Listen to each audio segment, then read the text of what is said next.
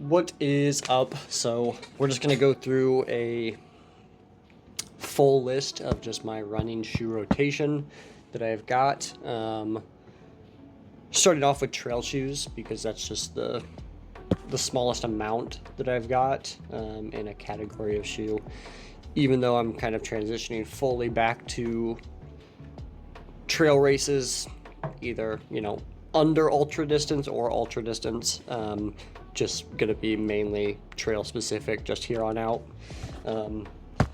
AHAR Speed Ultra Trails, saw these in the last video that I put up. Kind of fell in love with these almost immediately.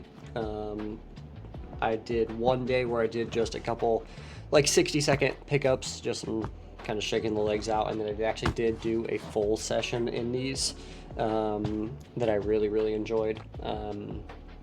So I've got a few shots from that actual workout, and so that might be a separate video. Who knows if it ends up turning into one. With the AHAR Speed Ultra, it's pretty light. I mean, it's 9.5 ounces. So for a trail shoe with the lugs, with the plate in there, that's a pretty good weight. This upper is very light, so kind of balances itself out. That one's sitting at, I believe, 8mm heel to toe drop, so pretty standard nowadays. As far as trail shoe goes, I'm not too into the tech much anymore, but I believe that's still pretty standard. Fact check that. Absolutely go check and see, you know, what's common nowadays. Nike, the Zagama 2, I had, I think, 2 pairs of these that I wore for training and racing. This pair specifically I wore for my last 2 or 3 50Ks. I believe it was 2. I think I wore my other pair for the third one. I really enjoyed this for training mileage. Racing, it began to give me a little bit of just pain on the outside of my foot if it was like super technical and I was constantly slamming down. The outside of my foot would get like really hot, and then it would just become like very irritated. But it did seem to happen around the same mileage every time. Like once I got to like 15 miles, that point on, it was pretty bad. And so only ever wearing them for a 50K, I was able to kind of tough through it. But if I were doing 50 mile, 100K, 100 mile, I definitely would have had to probably not even wear them to begin with, but definitely change shoes during the race if that was, you know, the case. These come in at a 4mm heel to toe drop. Midsole is just full Zoom X, just Nike's premium foam. Super bouncy. That is what I wore for the most recent 50K in Colorado. On to Olympus 275. I actually got these in Colorado for the race because in the last 50K, these Zagamas kind of gave me that foot pain, and I knew I wanted something a little bit wider. And at the time, my AHAR Speed Ultras were not going to be delivered to the house before I left, so I had to find something while I was out there. Ended up stopping in at a running store out in Colorado, got these guys. I ended up actually wearing the Zagamas for the race, only for the fact that it was just a little bit more responsive, and I could feel that I was getting a little lost in the foam of this shoe, just on a few training runs and a few hikes that I did with this, so be cautious of that. But as Ultra, most of their shoes are 0 heel to toe drop, but they've got a couple models that are 4mm offset. Just a good trail long run shoe is kind of what I'm gathering from this and what I'll use it for, at least. And then a lot of hikes. This has been a good just get out and be comfortable shoe. So as far as trail shoes go, that's it. I only have the 3 right now, but I'm definitely gonna condense the amount of road shoes that I've got, and the trail shoes will definitely soon take over. But onto the road shoes. Alrighty, so this is where it gets a little hectic. And if you are curious on any of the specs of these shoes, I will actually just probably put everything in just the description of the video, just to maybe make that easier, so you don't have to actually watch the video if you make it to this point and you want to end it here. It's in the description. There you go. There's also a lot of them, so we'll kind of just chop through them, but also, you know, show you the full collection. So as far as trainers go, I guess we can start there. There are still quite a few. We'll just go ahead and just start it. Set this microphone down right there.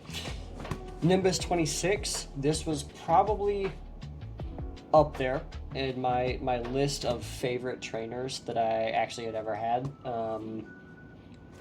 I'd done multiple 20 milers just on the roads with these, and even when this shoe got to like 300 miles, it still felt just amazing, like super responsive. I had 2 pairs of these,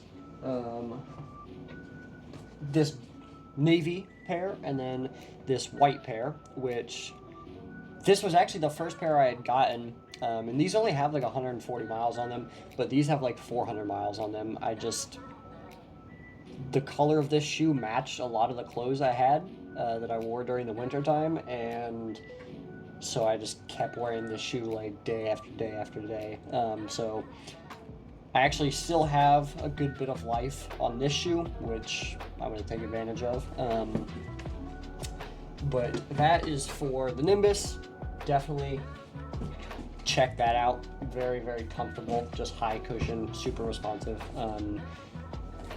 I never did, you know, it's not responsive enough to really do a full session in. I mean, I would recommend if you can afford a plated shoe of some sort, or something with just a slightly more responsive foam, that's going to be the better option. But I definitely did a few like pickups in the shoe where, you know, maybe the last 2 miles of the run, or just a random 2 to 4 miles of the run, was at more of a moderate pace, or some strides I've done in them. Nimbus 27, I actually have yet to put many miles on. I think maybe, I would have to look at my Strava, but maybe like 60 or 70 miles on this. There's so many in the collection that I've actually just really not worn this that much. Similar to the 26 as far as comfort goes. To me, I think this was a little bit softer of a foam. I kind of preferred the firmness of the 26, but personal preference. Definitely just check them out. I have got another shoe that I've got 2 pairs of, the PEGASUS 41 from Nike. This is actually the one that I wear when I bike,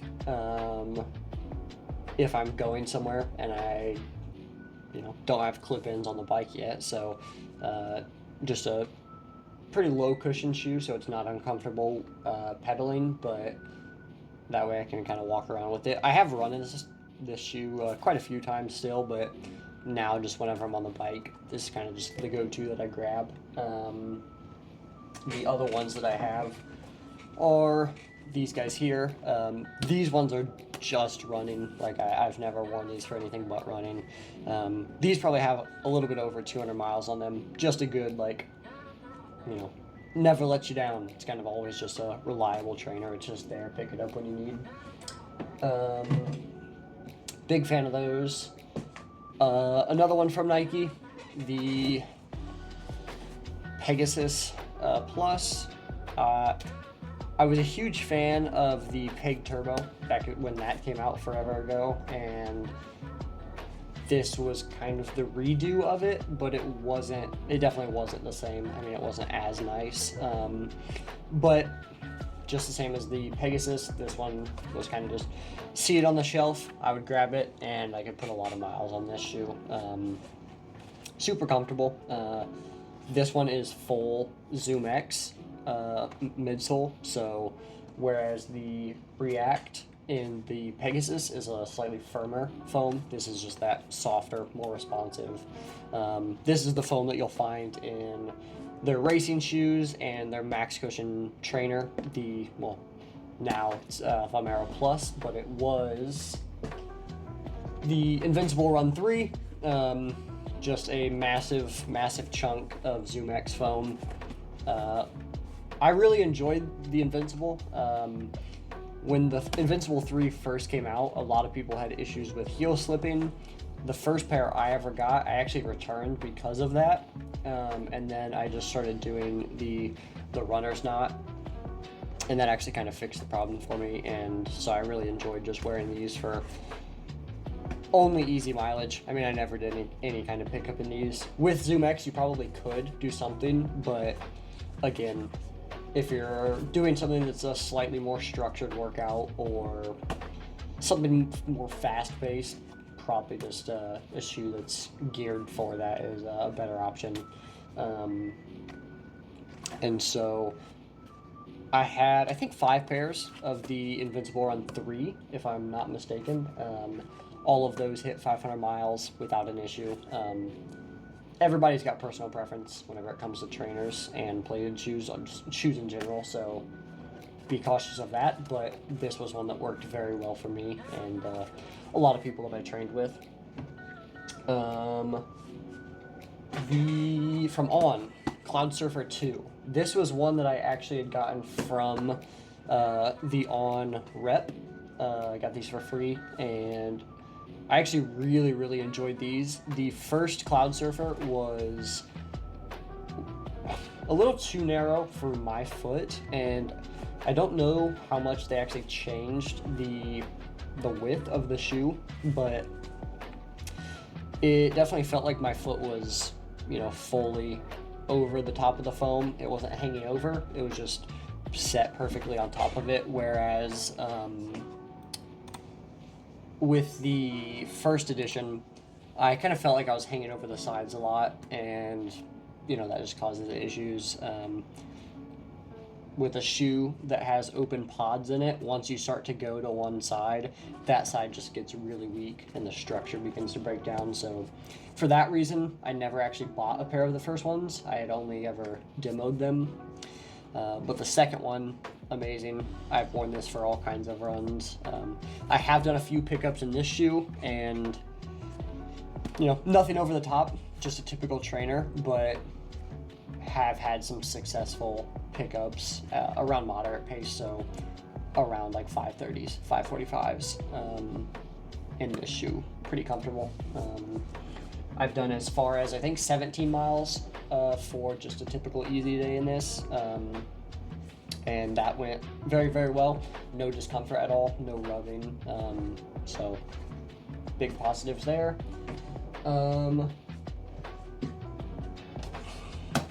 Nova Blast 5 from ASICS. Actually, it's a toss-up whether this is my favorite shoe that I've ever worn or not. I would really have to think about it, but when I had first gotten these, I just wore them out for just like a short shakeout just to see what I thought, and kind of immediately fell in love with the shoe. I think I probably put like 300 constant miles on the shoe without switching out. Maybe that's a little, maybe I'm over exaggerating. Maybe it was closer to like 100 and some change or 200, but there was definitely at least a month of just only wearing this shoe. Like, I didn't want to touch anything else. Every time I walked to the rack here, I would just grab these. I ran Air Force Marathon in these just as a training day. I mean, I didn't race it by any means. I was just helping pacing and practicing fueling for the 50K. I wore these. It felt phenomenal the entire time. These were the shoe that I wore for my first run back post 50K. And I absolutely want another pair. So again, everything's so personal preference, but if you have the option to at least test them out, or if you can afford to get this written in your rotation with the option of a return policy, test this one out 100%. Plated shoes, I have got ASICS Metaspeed Sky Edge, or Metaspeed Edge. Metaspeed Sky is a separate model. Metaspeed Edge. I don't remember how long I've had this one. It's been quite a while now, but this is my second pair of ASICS plated shoes. I had the Metaspeed Sky, and that was super, super narrow for me. And so there's also a slight difference to the plate, how it rests in this model versus how it rests in the Sky. And this one just felt better for my foot and for my stride and my cadence and just everything. This shoe felt much better. Super responsive. Stack height's, you know, quite high, but obviously within regulation, so under the 40mm stack. Just this upper, super, super light, super breathable. On chilly mornings, plated shoes, racing shoes kind of suck because your feet just go numb, at least for me, because just how open they are. It's kind of just netting, but this was one that I really enjoyed, and I've run quite a few workouts in this and a couple races. The Vaporfly 3, I've had 2 pairs of these. I've seen some people that agree that the 3 was a better version, but from what I've seen and the people that I train with, everybody much preferred the 2, the second version of this shoe, over the 3rd version. I definitely would agree. It was kind of like the first 15 miles in this shoe was better than the first 15 miles in the second version. But everything past that point, it just became too soft, and me again having slightly wider feet with the upper not being as well structured, my foot would tend to start to lean out a lot more than in other shoes, and so I would actually get significantly less mileage out of this shoe than in the second version or in the Metaspeed Edge, just because the structure of this upper. And maybe other people had that issue, but for me, that was the biggest problem I had. Other than that, typical plated shoe, it was super fast. They are now on the version 4, so I have no experience with that shoe yet, but I'm not sure if I'll, you know, end up getting a pair. I've got the Streak Flies. This was the first version of the Streak Fly they came out with, and I think I liked it at first because it was like a super lightweight. It felt like a flat, and there was no aggressive plate to it. But the more I wore it, I think the less I just liked it. It did feel too low to the ground, and it almost felt better off just wearing a regular trainer rather than this shoe to do some of the sessions that I was on the track. I wore this for mostly 200-meter workouts and some 400s. There was maybe a small handful of times that I wore this for anything past 400-meter repeats. So, you know, 20 by 400, I wore this a lot, but most of the time, if I was doing 20 by 4 or something of that volume, I would be in the Vaporfly or the Metaspeed Edge. So they are on the second version of this shoe as well now. It looks drastically better, and I've heard much, much better reviews on it. Again, I probably won't test them out, just being trail specific now, and I just kind of enjoy the feeling of the trail shoes a little bit more. But if I get my hands on a pair, you know, there'll probably be an updated shoe rotation video. Down to the last couple, actually. Vomero 18, I believe. I think I had the 16 to 18.